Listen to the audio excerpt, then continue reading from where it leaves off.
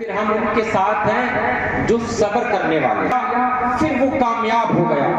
لیکن میری قوم نے بزدلی کو صبر کا نام دے دیا، قوم تباہ ہو گئی۔ جہاں دیکھو کسی کے نام پر، جب دیکھو جب چاہے کسی کو داڑھی ٹوپی مذہب کے نام پر لنچنگ کیا گیا، قوم نے صبر کیا۔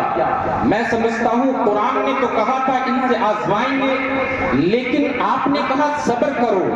معاملہ یہ نہیں ہے جب ضرورت تھی کہ تمہیں میدانوں میں نکلنے کی تو میری قوم کے جوان مسجدوں میں جا کر کے دعائیں کر رہے تھے، اور پوری دنیا میں دعائیں کی گئیں کہ پروردگار عالم فلسطین کو محفوظ کر دے، مولا بیت المقدس کی حفاظت کر دے۔ لیکن نہیں، ہم صرف دعائیں کرتے رہے۔ ضرورت میدان میں اترنے کی تھی، قوم کے لوگ دعائیں کرتے رہے۔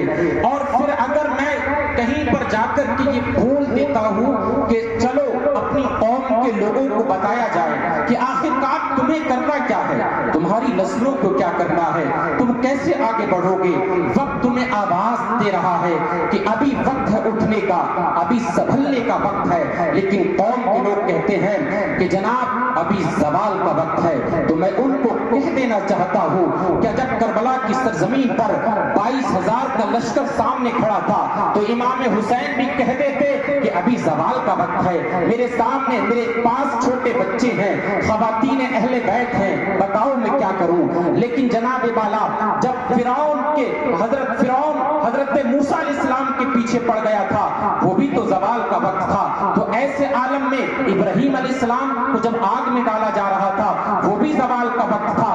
یعنی کہ جب تم بولتے ہو کہ زوال کا وقت ہے تو پیچھے اپنی ماضی کو دیکھ لینا، تمہارے بزرگوں کی تاریخ تمہیں آواز لگا کر کے کہہ رہی ہے کہ جب حضرت ابراہیم علیہ السلام کو آگ میں ڈالا جا رہا تھا وہ زوال کا وقت نہیں تھا۔